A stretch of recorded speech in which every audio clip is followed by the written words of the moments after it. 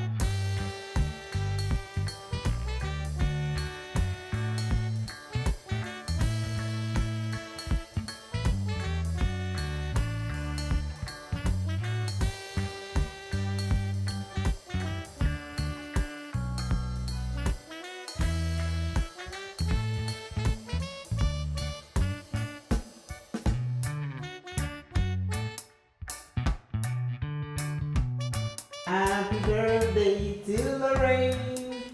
Happy birthday to Lorraine. Happy birthday, dear Lorraine. Happy birthday to you. This is what my look is for Lorraine's 60th birthday.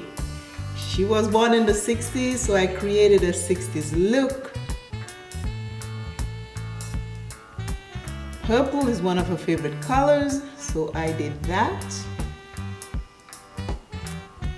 Pink hair for my fro. Back in the days they had fros, and then they had halter tops. So this is my halter top and my big hair fro and the makeup for Lorraine. Lorraine, I hope you love, I hope you like. You are a queen in your own rights. Love you, lady.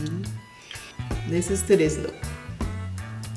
My motivational word, my quote for today is, make friends along the way.